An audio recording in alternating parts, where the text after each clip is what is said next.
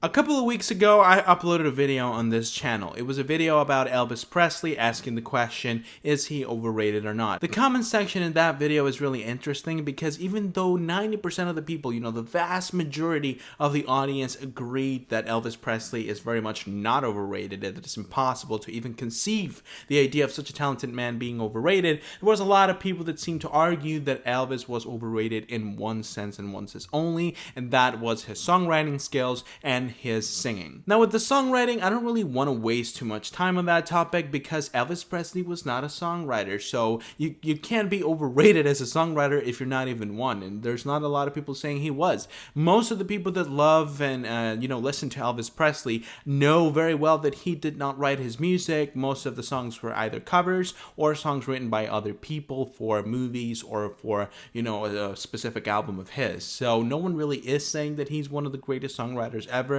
People do credit some songs to Elvis Presley, but it's mostly because his version of the song, his interpretation of the track was the most popular one and the most recognizable one. So obviously when people think about these songs, they think of Elvis, not any other artist who might have covered or performed the song in the past or future for that matter. So that leaves only one more issue to be solved, and that is Elvis Presley as a singer. Was he actually the legendary performer everyone say he was? Because the thing is that Elvis Presley is often ranked among the greatest performers of all time, alongside people like Freddie Mercury, Paul McCartney, Robert Plant, people that elevated the norm for what a singer could do, people that showed how much expression and how many feelings you can translate through the music. And the thing is that Elvis has a really long discography, and not exactly every single one of the songs is performed properly. If you've seen some of his gospel albums, or even in his early years in the rock and roll era, you can tell that sometimes he's not really reaching the notes. Sometimes he relies a little bit too much in his raspy voice. And even though singing broken and distorted notes is kind of like a staple in rock and roll music, you can see in people like Little Richard or Paul McCartney, for example, that you can sing those notes while still sounding, in perfect tune with the melody.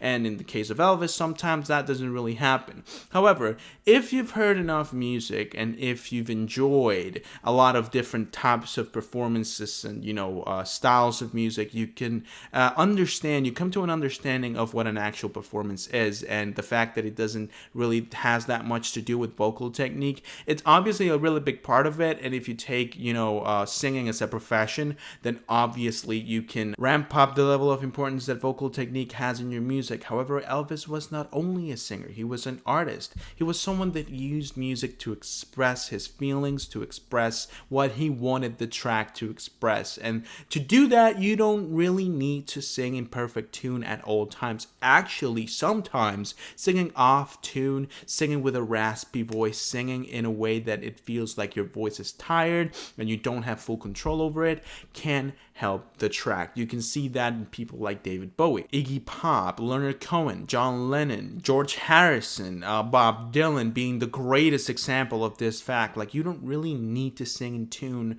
and with a perfect voice 100% of the time to actually nail the song. And one of the best times where Elvis proved this to be right was his Las Vegas concerts, when he performed tracks like My Way by Frank Sinatra or Something by the Beatles. It's just, his performance was so amazing, even though he wasn't really trying that hard to sing high notes or to hold a note for too long. It was just him creating his own version of the song, and personally I do admire that a lot, and I think it sounds amazing. And actually, in my opinion, 50 or 60% of a performer's talent comes from you being able to create a new way to perform a track on the go, improvising a lot, making a track that's already well known to the public and making it your own, almost feeling like a completely different track. Because if you listen to, once again, a song like My Way by Frank Sinatra, a song that's really well known, one of the most popular, if not the most popular Frank Sinatra song out there, and making it in a way where still people feels like it's something new, not only because of your voice,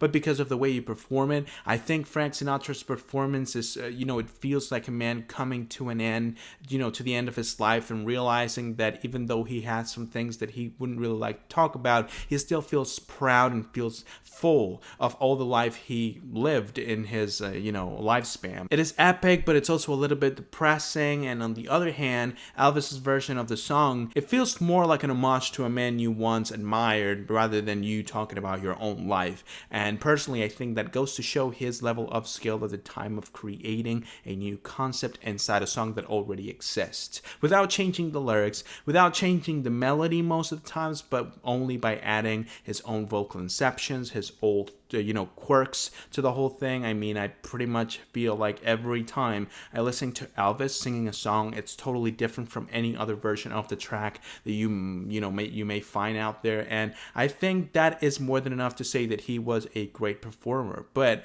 in terms of vocal skill alone, I don't think that Elvis should be just thrown away like he's nothing to worry about. Like, the guy was an amazing singer, and a lot of people say that only in his early years, in the 50s, that was the only time where Elvis was actually a force to be reckoned with. As he got older, his voice was a little tired. You could tell that he didn't have the skill to sing that well anymore, and also the fact that he gained a lot of weight obviously affected his voice. And that is true. I'm not saying that that's not true. However, in my opinion, the peak of Elvis's singing and his technique and the overall ability to understand music and, perform over it, in my opinion, you can find that in the 68 comeback special.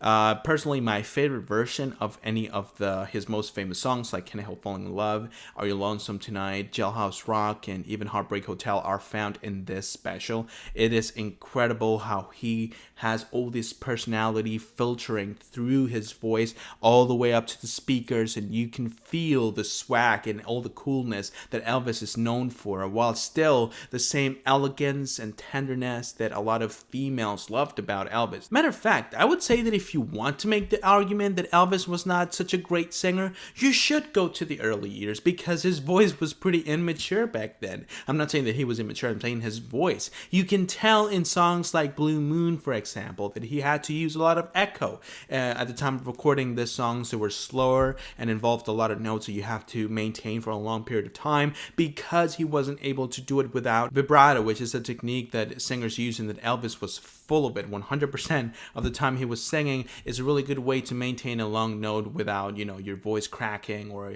feeling tired or, so on and so forth. And in his early years, you can tell that he used that when he was struggling to maintain notes, which is something that, it works just fine. I mean, it doesn't sound wrong at all, but if you're singing a song that's really low in terms of volume and it's involving a lot of breathy vocals, sometimes vibrato can be a little bit obnoxious, which is my whole problem with people like Billie Eilish, for example. And for that reason, they decided to echo the songs. This is a technique that John Lennon also used in albums like Imagine and Plastic Ono Band. So actually, as you move forward chronologically in his discography, the performances get better and better.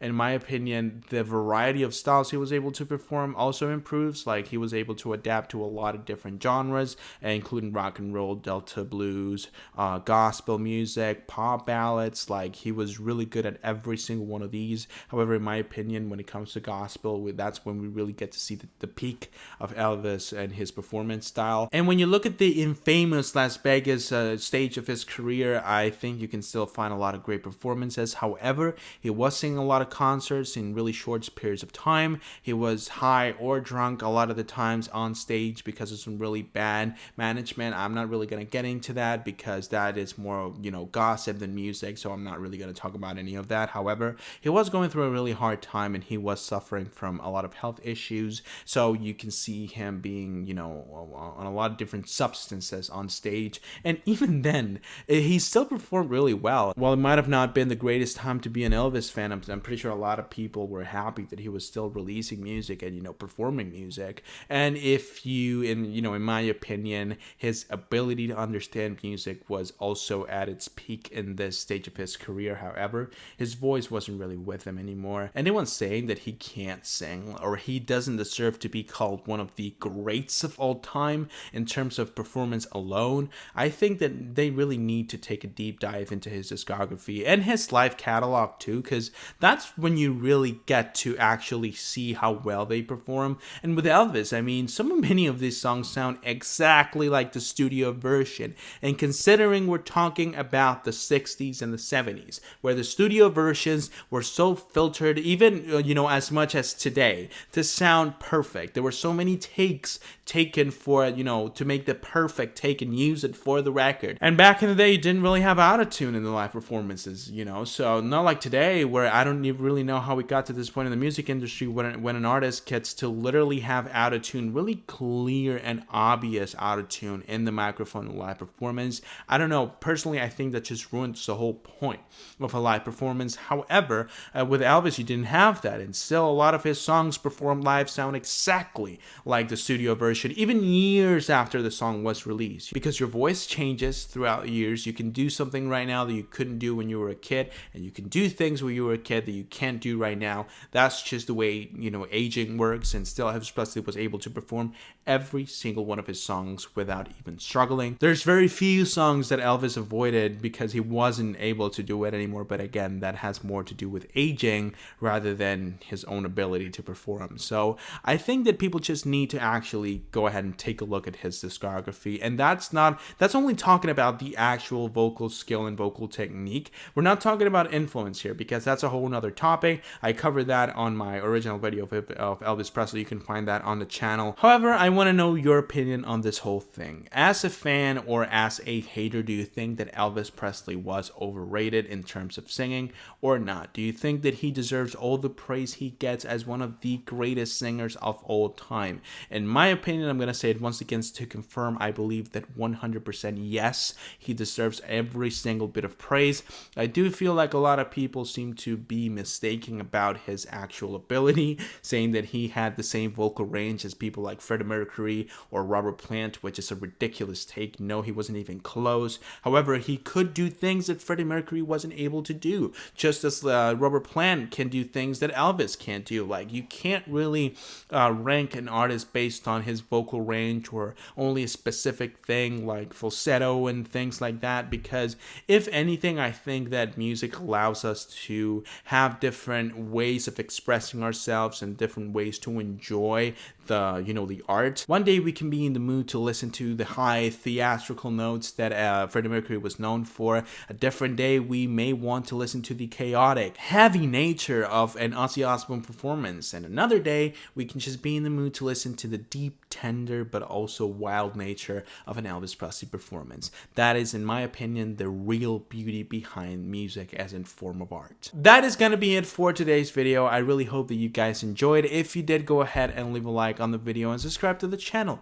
so you don't miss any other videos that I upload. I want to know what you guys think. Once again, I want you to leave me your opinion down below in the comments, and also if you want me to talk about any other artists, if you want me to talk about a different factor in Presley's career, about his discography, maybe about his overall influence or who he was competing with at the time, go ahead and leave it down below as well, and I'll make sure to fulfill your requests as soon as I can. With that being said, once again, I hope that you enjoyed, and I hope that I can see you soon with a new video. But until then, bye.